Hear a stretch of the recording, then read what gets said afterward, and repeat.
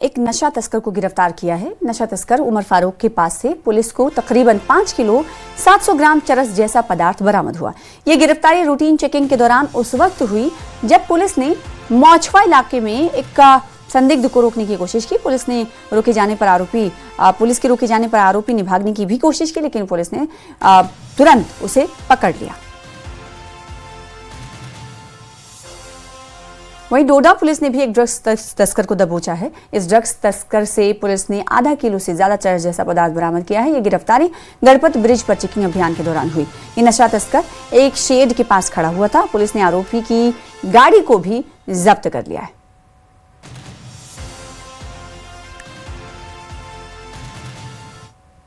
राजौरी में ऑपरेशन सिंदूर के बाद पाकिस्तानी गोलीबारी में अपनी जान की आहुति देने वाले लोगों की याद में प्रशासन ने युद्ध स्मारक बनाया है, जहां मेमोरियल में तमाम शहीदों के चित्र लगाए गए हैं। ये वॉर मेमोरियल मंडी चौक पर स्थापित किया गया है। जिसका आज उद्घाटन भी हुआ और इन जिन्होंने अपनी कुर्बानी दी सिंदूर के दौरान, जब यहाँ गोले पड़े और हमारे बहादुर जवानों ने मुंह तोड़ के जवाब दिया, उसमें मैं एक बात करूंगा, जहां हमारे एडिशन डीसी राजकुमार थापा जी, जिनका यहाँ का योगदान बहुत एक बेहतरीन है, और एक पवन कुमार जी जो मेंढर के अंदर शहीद हुए हैं। मेरा यही विनती है कि इन शहीदों की याद हम हमेशा अपने दिलों में रखें। गुरेज में सेना की ओर से युवाओं के लिए एक स्कीइंग ट्रेनिंग कैंप लगाया गया। इस ट्रेनिंग कैंप का मकसद पर्यटन के मद्देनजर युवाओं के लिए रोजगार के अवसर को बढ़ावा देना था। प्राकृतिक सुंदरता के लिए मशहूर गुरेज वैली पूरे साल सैलानियों के तवज्जो का मरकज रहती है। खासकर सर्दियों में यहाँ के टूरिस्ट स्पॉट्स पर पर्यटन की अपार संभावनाएं हैं। ऐसे में सेना ने स्थानीय युवाओं को स्कीइंग की ट्रेनिंग देने का बीड़ा उठाया है, जिससे स्की गाइड, इंस्ट्रक्टर और पर्यटकों के लिए सपोर्ट स्टाफ के तौर पर काम करके वो लोग रोजी रोटी कमा सकें। आज स्कीइंग का कोर्स शुरू किया गया। ये आर्मी बटालियन राणा ने किया है। काफ़ी अच्छा कोर्स है, क्योंकि बस एक फिजिकल एजुकेशन टीचर हूँ मैं। 9 साल पहले मैंने ये कोर्स किया था, गांदरबल की जानिब से हम गए थे, लेकिन तब से मैं बैठ क्यों, क्योंकि वो फैसिलिटीज़ नहीं थी। जो स्कीइंग इक्विपमेंट्स है वो बहुत महंगे है, नियर अबाउट 1 लाख इसकी कीमत जाती है। तो मैं इंडियन आर्मी का यहाँ पे बहुत मशहूर हूँ, उन्होंने यहाँ पे ये स्कीइंग कोर्स कराया। जो हमारा टूरिज़्म है, वैसे ही हमारा जो विंटर टूरिज़्म है वो कैसा प्रमोट हो सके। यहाँ के बच्चे काफ़ी इस इक़दाम से काफ़ी खुश है और यही आशा करते हैं कि आने वाले वक्त में भी हमारा जो ये ट्रेनिंग है ये कंटिन्यूस रहे। और जो हमारे यहाँ के जो फिज़िकल टीचर आशिफ सर थे, उन्होंने बढ़ चढ़ कर इसमें हिस्सा लिया और उन्होंने भी इन बच्चों को यहाँ पे काफ़ी गाइड की, और हम काफ़ी खुश हैं इंडियन आर्मी के इस इक़दाम से। और यही उम्मीद करते हैं कि जितने भी यहाँ पे इवेंट्स अभी तक इंडियन आर्मी ने किए हैं, उससे यहाँ के बच्चे भरपूर लाभ उठाएं, और आशा करते हैं कि आने वाले वक्त में भी ऐसे इवेंट्स प्रोग्राम यहाँ पे देखने को मिले, जिससे यहाँ का टूरिज्म प्रमोट हो सके। सोनमर्ग में ताजा बर्फबारी के बाद सड़क और भवन यानी R&V विभाग ने सड़कों से बर्फ हटाने का काम शुरू कर दिया, जिससे सोनमर्ग में सड़क कनेक्टिविटी को बहाल किया जा सके, जिससे इसके लिए डिपार्टमेंट की टीमें और मशीनरी जुटी हुई है। अधिकारियों ने बताया है कि ये अभियान स्थानीय लोगों के साथ साथ पर्यटकों के लिए भी सुरक्षित और सुचारू आवाजाही सुनिश्चित करने पर केंद्रित है।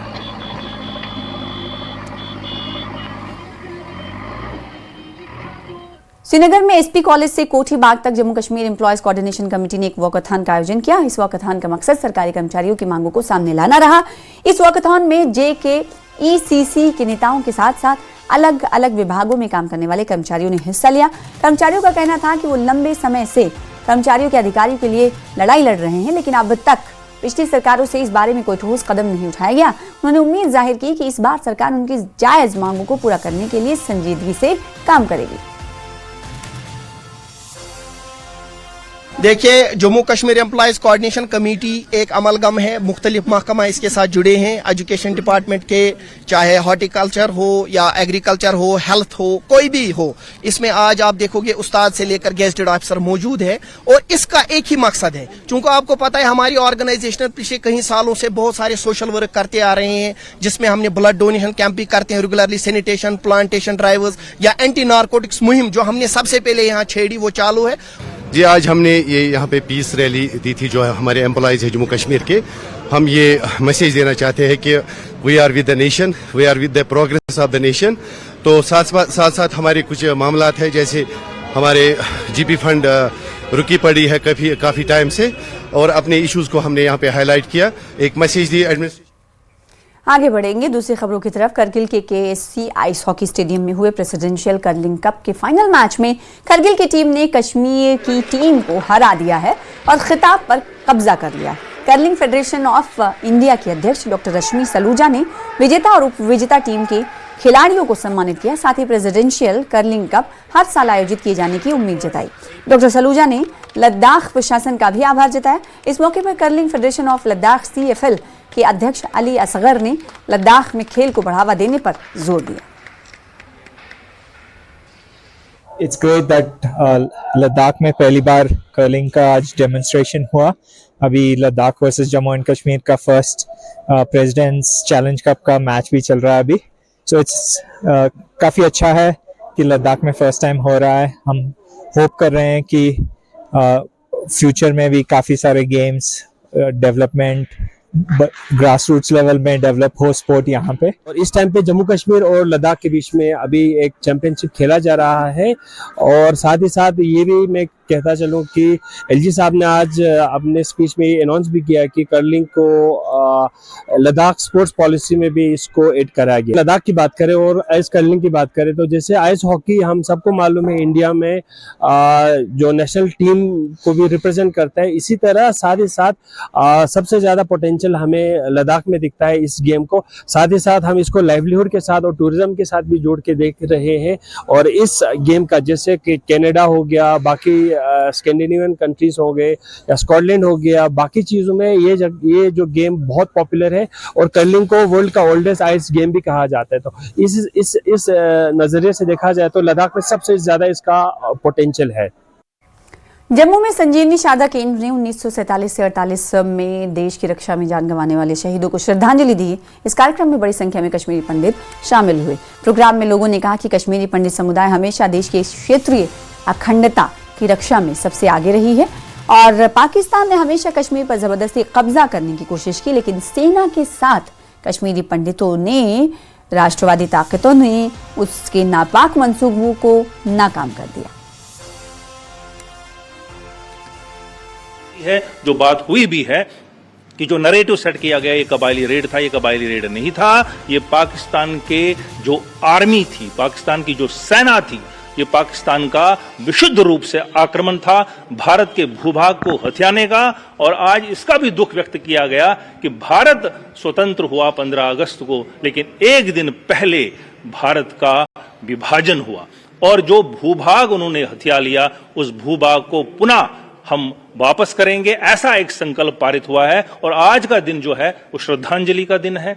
आज का दिन उन हुतात्माओं के प्रति नतमस्तक होने का दिन है जिन्होंने उस दौर में जो रक्त रंजित जम्मू कश्मीर हुआ, केवल कश्मीर नहीं बल्कि जम्मू ने भी बहुत झेला है उस आक्रमण को, और राजौरी ने तो 6 महीने तक झेला है उस आक्रमण को। और वहां 1948 की बैसाखी के दिन हम उसको स्वतंत्र कर पाए। उससे पहले जो वहां 30,000 लोग दिवाली के दिन मारे गए, जो हजारों की संख्या में कश्मीर में मारे गए, उन सारे हुतात्माओं के प्रति श्रद्धांजलि देने का दिन है। संजीवनी शारदा केंद्र के बहुत सारे प्रकल्प हैं। यह समाज के लिए है, समाज से है, समाज के द्वारा है। और ऐसे सतत कार्यक्रम जो है, सामाजिक कार्यक्रम जो है, हम सामूहिक रूप से मनाते हैं।